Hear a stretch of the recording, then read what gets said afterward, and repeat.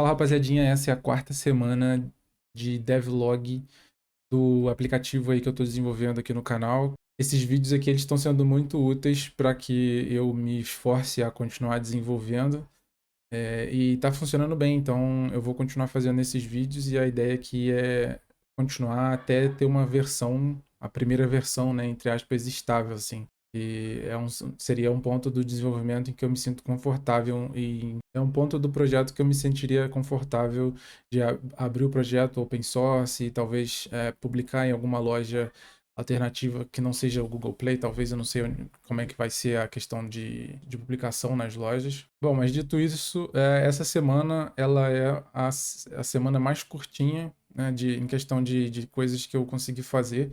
Eu não consegui desenvolver muita coisa. E isso se dá por causa de dois fatores. O primeiro fator é uma coisa mais pessoal. Essa semana eu tive uma notícia que eu acabei tirando um dia para ficar discutindo com pessoas aqui, familiares e pessoas próximas, que foi uma coisa, um resultado de um exame. Enfim, não é nada demais, mas é uma coisa que eu precisei conversar com todo mundo aqui e para a gente se entender e discutir sobre o exame, resultado do exame. E o outro motivo é que, na verdade, eu passei muito tempo tentando desenvolver uma coisa específica no aplicativo que eu vou mostrar para vocês, mas eu tive dificuldade com o design dessa parte do código e eu tentei várias coisas diferentes e acabou que eu ainda não decidi exatamente como é que eu quero fazer, mas eu acho que está melhor encaminhado do que estava quando eu comecei. Então, pelo menos está andando, por mais que seja devagar. Então, na semana passada eu tinha começado a desenvolver algumas telas do projeto e eu completei essa feature. Se vocês olharem aqui no código, tem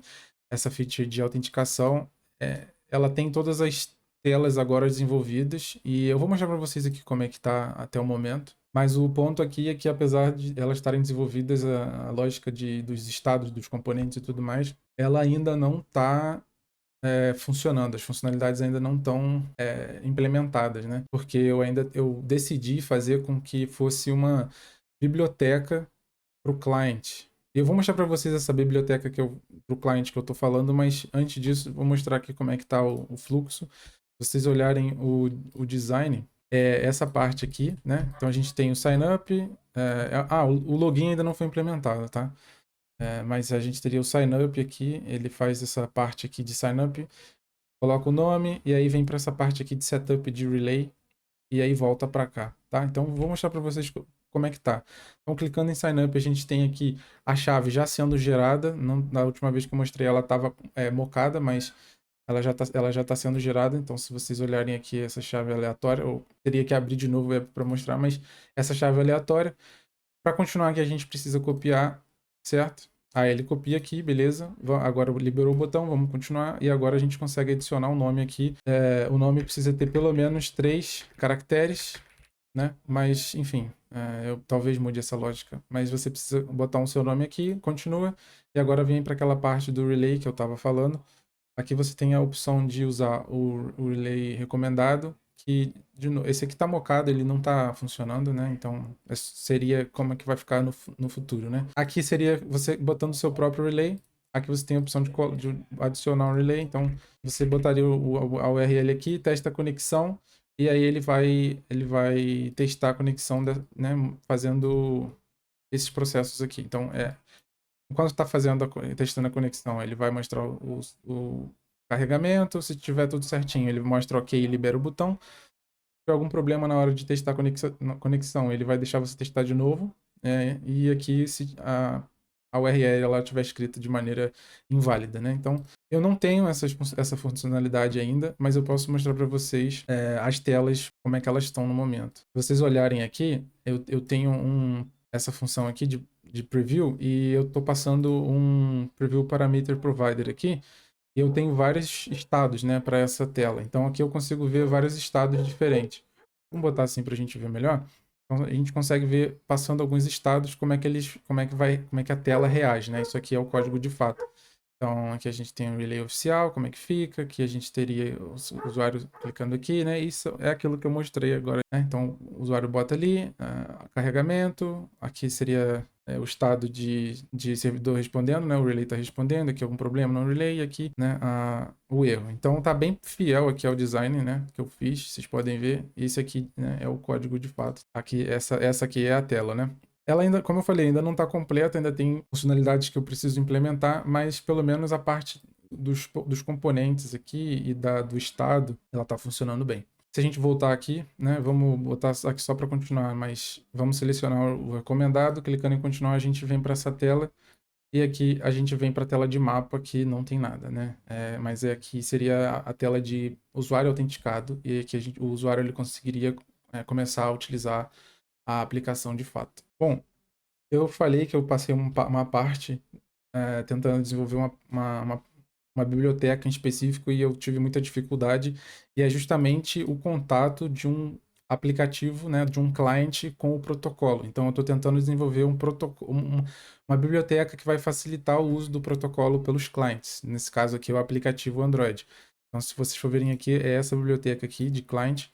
Ela também é multiplataforma e eu estou desenvolvendo aqui, está bem num estágio bem inicial, mas a ideia aqui é facilitar, né? Como eu disse, um aplicativo ele chamaria essa biblioteca e teria algumas funcionalidades ali, em vez do aplicativo ter que lidar com os estados do protocolo e, né, tudo mais, ele só reage a esses eventos, e ali também a gente tem algumas funcionalidades como, por exemplo, um key store para as key pairs, né, para poder armazenar de maneira encriptada as chaves do usuário, né? Então, assim, essas funcionalidades mais do protocolo, eu estou fazendo uma biblioteca separada à parte para os futuros clientes poderem usar. Se vocês for verem aqui, eu já tenho a implementação tanto para Android quanto para JVM. Então, apesar de eu só ter um cliente para Android agora no momento, se eu quiser fazer um aplicativo desktop, por exemplo, eu consigo também, né? Eu passei bastante tempo tentando desenvolver essa biblioteca, né? Mais a parte do design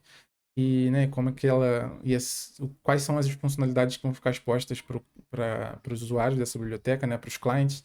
E foi assim o que mais me deu trabalho. A parte de eu quero deixar bem fácil, né? Bem simples para o usuário dessa biblioteca poder chamar com facilidade essas funcionalidades. E, assim, eu tive algumas dificuldades, eu acho que é uma das coisas que eu tenho mais interesse em melhorar, em fazer uma biblioteca, né, exatamente com essas características. Uma biblioteca onde o usuário da biblioteca consiga, com facilidade, entender o que está acontecendo e também a implementação em si seja bem simples, não tenha muita abstração, né? Eu gosto de coisas mais simplificadas e tal, então eu estou tentando melhorar nessa parte também. E tá sendo maneiro, porque eu tentei várias coisas que não funcionou, tentei até adicionar algumas abstrações que também achei que não fosse necessário, acabei excluindo depois.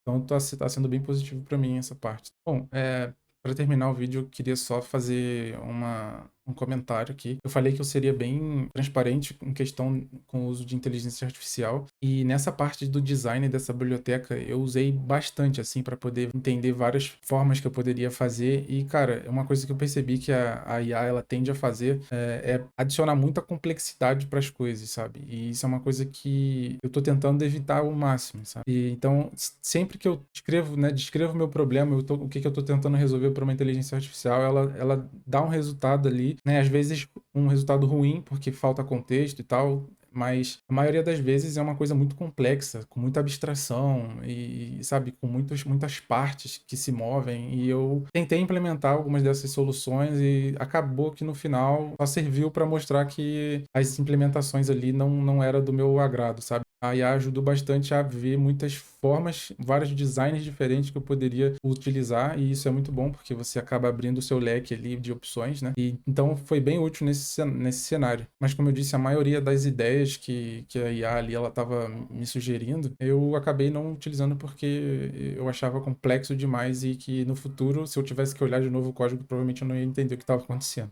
A IA me ajudou bastante e eu falei que seria transparente em relação a isso e pretendo continuar dessa forma. Mas é isso, esse vídeo ficou mais curtinho, eu acho, porque dessa semana realmente não teve muita coisa. Eu espero que na semana que vem eu tenha essa biblioteca do protocolo, né, do client do protocolo, que é essa biblioteca aqui, do protocolo client, como eu estava mostrando aqui para vocês, e ela esteja mais avançada, que tenha bastante coisa aí, e essa funcionalidade de autenticação toda também eu consiga ter desenvolvido, né? Então a ideia aqui é fazer com que o usuário faça o cadastro e entre no aplicativo, né? E nas próximas vezes que ele entrar, ele já entre já logado, né? Então a ideia aqui é fazer essa parte de autenticação, me livrar dessa feature e já passar para a próxima feature, que seria provavelmente o mapa, ou eu não sei o que, que vai ser a próxima feature, mas provavelmente seria um mapa ou a parte de localização, né, no geral. Mas é isso, até o próximo vídeo.